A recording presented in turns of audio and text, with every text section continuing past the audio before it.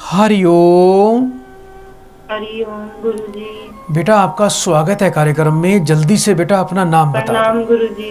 शुभकामनाएं मेरी तरफ से। नाम बोलिए जल्दी से अपना। मेरा नाम सोनिया है गुरुजी। कहाँ से बात कर रहे हो सोनिया बेटा? जी मैं हरियाणा से बात कर रही हूँ, चरखी कितने वर्ष की हो बेटा? जी मैं 30 साल की हूँ। अपनी बेटा माँ का नाम बताओ। मेरी मम्मी का नाम गीता कौर है। 1 से लेके 36 के बीच में एक नंबर बोलिए। 16 गुरुजी। 3 बार बेटा ओम नमः शिवाय बोलो बेटा। हरिओम नमः शिवाय, हरिओम नमः शिवाय, हरिओम नमः शिवाय। अच्छा ये बताओ बेटा, एक बेटा और एक बेटी भी है आपके पास? हाँ जी गुरुजी, मेरे बच्चे आपसे अलग रहते हैं और पति भी आपको सुख नहीं देता, उसने भी कोई ना कोई तलाक का केस डाल रखा होगा। मैंने गिरा जी गुरुजी, मेरी अब तारीख है अक्टूबर की 1 तारीख। आप बच्चों को लेना चाहते हो? हाँ जी गुरुजी। बच्चे बेटा बेटी दोनों पति के पास हैं? हाँ जी, मेरे बच्चे दोनों छीन रखे हैं गुरुजी। मैंने 11 साल पाले अपने बच्चे, इधर उधर दुख में ले जाके गुरुजी उसने मेरे बच्चे छीन लिया। बेटा भी नहीं कह रहा, बड़े हो रही है, मेरे लात मार दी गुरुजी। मैं अपाहिज इंसान के पास रह रही हूँ गुरुजी। एक बात बोल दूं बेटा आपको मैं, हाँ जी। आपका पति बेटा किसी और स्त्री से चक्कर चला रहा है बेटा। हाँ जी, वो घर भी आई हुई है। वो इस समय मेरे बच्चों के साथ रह रही है। उन्होंने मेरे बच्चों को दोनों को अपनी तरफ कर रखा है गुरुजी। मेरी याद भी नहीं दिवाने देते। और मुझे ऐसा भी लग रहा है बेटा कि आप किसी और के घर में आश्रय लेके बैठी हो। हाँ जी गुरुजी, अपाहिज इंसान है गुरुजी। मैं उसकी सेवा करती हूँ, उसके साथ रहती हूँ। दोनों पैरों से अपाहिज आदमी है बेचारा। उसी की सेवा करते, उसी से आपकी रोटी चल रही है बेटा। हाँ जी गुरुजी, मुझे वो बहुत परेशान करता था। दूसरे आदमियों के पास ले जाने को कहता था गुरुजी, गलत काम करवाने के लिए पैसा मांगता था मुझसे। ना तो मुझे कहता था मैं करूंगा, मुझे लेडीज ले आने घर, लेडीज ले आता था गुरुजी। 11 साल से मुझे निकाल देता था। छोटे छोटे बच्चे लेके मैं अपनी फुओं के पास लिए ले जाके अब कहता मेरे बच्चे तेरे कब थे नहीं। मैंने बच्चों का भी केस गिर रखा कोर्ट में गुरुजी। मेरे बच्चों को ले आता नहीं, ना मेरी बात करवाता फोन पे।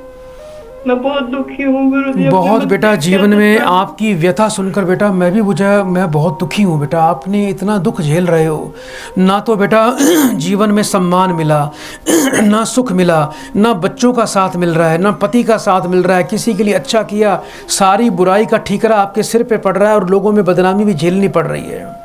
जीवन में जो भी आज तक आपने सोचा है बेटा, वो सब उल्टा पड़ रहा है, सब उसके उल्टा हो रहा है बेटा।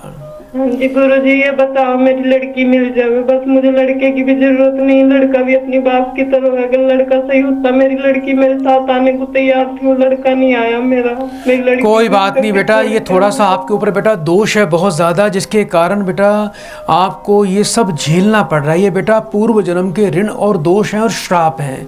सबसे पहले तो बेटा आप देवी अपराजिता का पाठ बेटा मैं आपको यहाँ से भेज दूंगा, बीज मंत्र दूंगा। देवी अपराजिता का बीज मंत्र और देवी अपराजिता का बेटा स्तोत्र ये सुबह शाम बेटा सुना करो या पढ़ा करो, ये बहुत ज़रूरी है। इसके अलावा बेटा 1-2 मुट्ठी बेटा सतनजा ये सुबह बेटा कबूतरों को डालना शुरू कर दीजिए। और आसपास जहाँ भी रहते हो आपको लाल चींटियाँ ढूंढनी है बेटा। जहाँ लाल रंग की चींटियाँ आपको दिख जाएं, उन लाल रंग की चींटियों को बेटा आपने थोड़ा शक्कर और थोड़े तिल मिलाकर वो बेटा रोजाना संध्या काल में डालना शुरू कर दो। और एक रोटी बेटा अपने घर में कुत्ते के लिए रोज बनाया करो अपने हाथ से, वो कुत्ते को जाके खिला दिया करो। घर में बेटा एक बात का ध्यान रखना, कभी भी आप खाना बनाते हो तो जूता चप्पल पहनकर कभी खाना मत बनाना, इस बात का बड़ा ध्यान रखना। और बेटा 1 माला रोज गायत्री मंत्र का बेटा आपको पाठ करना है।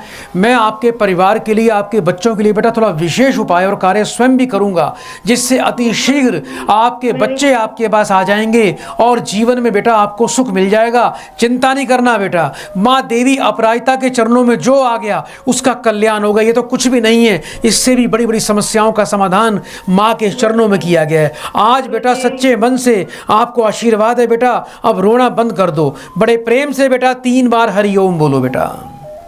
हरिओम हरिओम सदा कल्याण हो।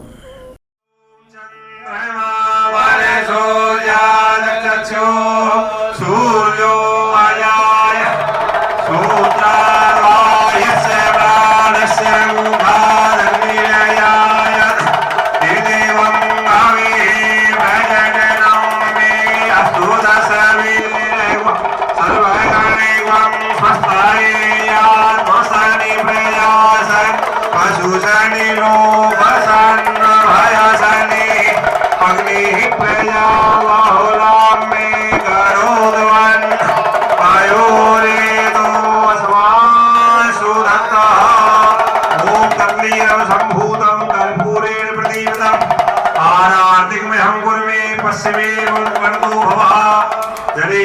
शिल्पीकरणम आरार्तिक्यम सर्वेभ्यो देवेभ्यो वंदनम आरात्मे आत्मा वंदनम महामन पुष्पाजरे समर्पयामि नाना सुगंध पुष्पाणि यथा कालो भवारिजं पुष्पांजलि वया तत्त्वं गृहाणो परमेश्वरः सुमन सुगंधे सुमन नया सुमन सुभाषुभाष पुष्पांजलि अर्पण को बाबा की कर देव करो स्वीकार भी की कर दे वाले बाबा। सभी लोग अपने अपने आसन पर विराजमान हो जाएंगे। आराम से बैठिए, थोड़ा अपने बीच में गैप दीजिए, भिड़िए मत आपस में, गैप दे दीजिए। ये आरती अगरबत्ती निकालो उसमें से, अगरबत्ती निकालने के बाद अगरबत्ती ले लो वहां से, बिल्कुल शोर नहीं करेंगे, कृपया ध्यान से श्रवण करें। शोर नहीं होगा देवी जी, हाथ जोड़ के प्रार्थना है आपसे, कृपया शांत बैठे। आप सभी लोग एकदम शांत हो जाए, बैठ जाइए भैया जी, खड़े ना हो कोई भी, बैठ जाइए, बैठिए पंडित जी।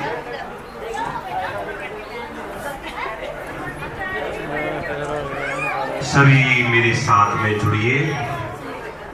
हरिओम हरिओम हरिओम। आप उतावली बिल्कुल ना करें, बाबा कीकर देव की जो आरती है तुम्हारे पास पहुंच जाएगी। अगर नहीं पहुंचती है तो जहां है वहीं बैठे रहे, आप बिल्कुल नहीं रहे। आइए मेरे साथ सभी चलिए, आज यात्रा करते हैं परम गुरुदेव के साथ में। मेरी आपसे प्रार्थना है कि अंदर का जो आपका एक मुर्दा आपके अंदर छुपा हुआ है उसको निकाल दो, क्योंकि कीकर वाले बाबा की कृपा मुर्दों में नहीं होती, ऊर्जावान व्यक्तियों पे होती है। बोलो कीकर वाले बाबा की, बोलिए हरिओम हरिओम हरिओम हरिओम। आइए मेरे प्रिय भक्तों, सज्जनों, श्रद्धामयी माता और बहनों, आज चलते हैं इस कार्तिक मास की पवित्र मंगल वेला के समय हमारे पूजनीय, प्राप्तीय, स्मरणीय, वंदनीय, परम तपस्वी, वीतराग, तपोनिष्ठ, त्याग मूर्ति श्री श्री 1008 श्री परम गुरु श्री कृष्णन जी महाराज की बोलिए। सद्गुरुदेव महाराज की। हमारे ऋषि मुनि बड़े वैज्ञानिक थे जिन्होंने नमे की खोज, जय की खोज की। आप जब जयकारा लगाते हैं तो हमारे प्राणों की ऊर्ध गति होती है। आपने कभी सुना होगा कि उनके बुजुर्गों का शरीर शांत हो गया और मरते समय उन्होंने मलमूत्र त्याग दिया, सुना है? तो लोग कहते हैं वो नरक में गया है। ऐसा क्यों कहते हैं? ये शरीर जो है 9 छिद्रों वाला है। मरते समय जिन भक्तों के आंख खुली रह जाती है, देखा वो आपने, किसी का मुख खुला रह जाता है, किसी के कानों से खून आता है। कृपया शांत रहें, बिल्कुल। देखो यहाँ किसी नौटंकी में, तमाशे में नहीं आए हुए आप बड़े बड़े धन्यवाद के पात्र हैं जो ये शुभ अवसर गुरु जी के सानिध्य में ले रहे हैं। मैंने पिछली बार भी कहा था कि ये अवसर कई बार हमको नहीं मिल पाता, पर आपके द्वारा हमको भी मिलने का शुभ अवसर मिल रहा है। तो आप बीच में कोलाहल करेंगे, शोर मचाएंगे तो इसका लाभ नहीं ले पाएंगे। आप आए हैं तो ऐसे ही चले जाएंगे, उसका गुरुदेव को दुख होगा, हमको भी होगा, तो क्रम टूट जाता है बताने में। तो मैं कह रहा था, जिन भक्तों के नेत्र खुले रह जाते हैं, मुख खुला रह जाता है, तो समझिए उनके प्राण इस शरीर के ऊपर के द्वार के द्वारा गए हैं। ऊर्ध प्राणों की ऊर्ध गति हुई है, श्वासों की ऊर्ध गति हुई है। और जिन्होंने मरते समय मलमूत्र त्याग कर दिया है, उनकी ये हवा की अधोगति ये नाभि को शरीर का सेंटर बताते हैं, मध्य बताते हैं, बिंदु बताते हैं। तो नाभि से नीचे के जो 2 छिद्र हैं वो अधोगति वाले हैं। तो अभी आपने गुरुदेव का जयकारा लगाया, मेरे साथ एक बार और लगाइए, जब आपको पता चल जाएगा। बोलिए सदगुरुदेव महाराज की, वाले बाबा की। क्या हुआ, आपके प्राण ऊपर आए थे ना, कि नीचे गए थे? ऊपर आए, बहुत अच्छा लगा। तो कौन चाहता है कि मेरी अधोगति हो? मैं आज 10,000 रुपए महीना कमाता हूं, कल मुझे 8,000 रुपए मिलने लग जाए, आप चाहते हैं सब? नहीं, भगवान ऐसा किसी का ना करे। सबकी ऊर्ध्व गति हो, सबकी प्रमोशन हो श्री महाराज जी के आशीर्वाद के द्वारा और कीकर वाले बाबा के द्वारा। इसलिए नमे का शब्द, जयकारे शब्द में आप कृपया लोभ ना करें। मैं चलता हूं गुरु जी के प्रोग्राम में। गुरुदेव ने बाबा कीकर जी महाराज जी को, जो गुरुदेव के इष्ट देवता हैं, उनको आह्वान कर लिया है। किसी कार्य में कभी भी कटौती ना करें। आज एक माता आई, मुझे कुछ ज्ञान दे के गई।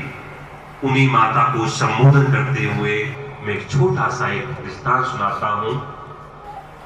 भगवान शिव पार्वती का एक मंदिर था और एक फकीर, बड़े ध्यान से सुनिए, मैं यहां चटुकला नहीं सुनाऊंगा आपको, आध्यात्मिक कहानी सुनाऊंगा।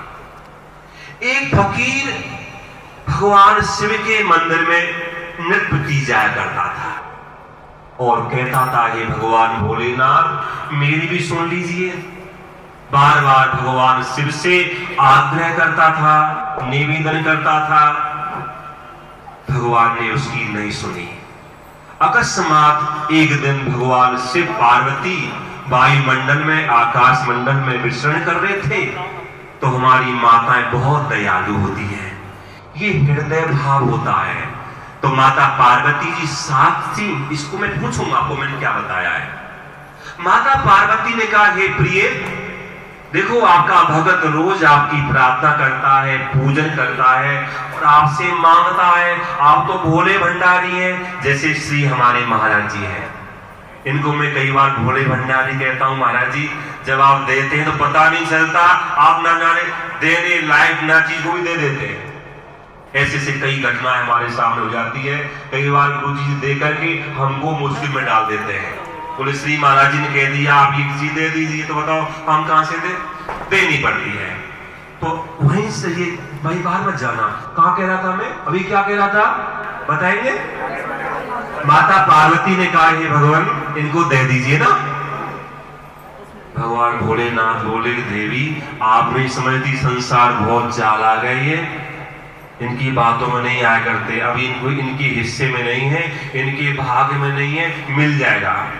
गुरुजी कहते हैं धैर्य रखिए बेटा, जल्दबाजी में कोई खड़ा नहीं होगा, सब बैठ जाइए। समय निकल गया। फिर फकीर ने बात सोची, भगवान भोलेनाथ सबको दे रहे, मुझे नहीं दे रहे, लगता है कुछ रिश्वत चलती है यहाँ पर।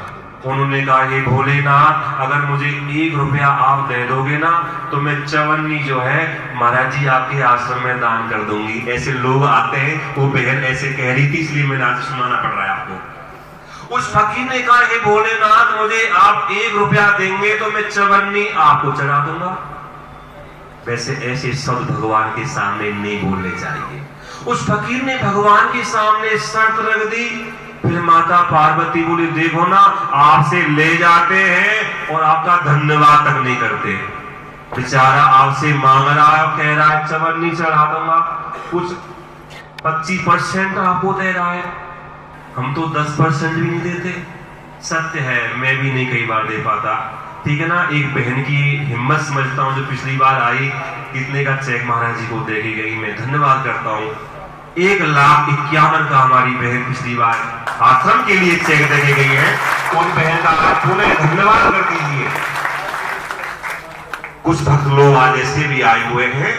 तो जब माता पार्वती ने कहा तो भोलेनाथ बोले, कोई बात नहीं देवी, जब आपकी जो ये हट होती है, राजहट, बालहट और त्रिया हट, राजा ने कह दिया करना पड़ेगा। आपका बच्चा रो रहा है, दुखी हो रहा है, तो आपको भी करना पड़ेगा। ऐसे ही ग्रह स्वामी ने कह दिया कि ये काम करना है तो करना पड़ेगा, ये सत्य है। भगवान शिव समझ गए अब तो बात माननी पड़ेगी। भगवान प्रसन्न हो गए। अगले दिन फकीर जब मंदिर में गया तो उसको 1 रुपए का सिक्का भगवान के मंदिर में पड़ा मिल गया। बड़ा प्रसन्न हुआ, हृदय गदगद हो गया। हे भोले बाबा, आपने बड़ी कृपा करी, जो आज आपने मेरी कामना पूरी कर दी। उठा करके पैसे को देखते रहा। भगवान शिव का धन्यवाद करता हुआ गेट से बाहर निकला तो उसको याद आ गया, कई बार भूल भी जाते हैं, उसको याद आ गया कि मैंने कोई संकल्प लिया था। मित्रों, प्रिय भक्तों, माता बहनों, याद रखिए, सत्य संकल्प को बार बार लीजिए और लेकर के गांठ मार लीजिए, उसको भूलिए मत। इस फकीर ने अपने संकल्प को याद किया कि मेरा सत्य संकल्प है, इसमें से मैं इतना 25% भगवान शिव के पास में चढ़ाऊंगा, गुरु जी के आश्रम में चढ़ाऊंगा।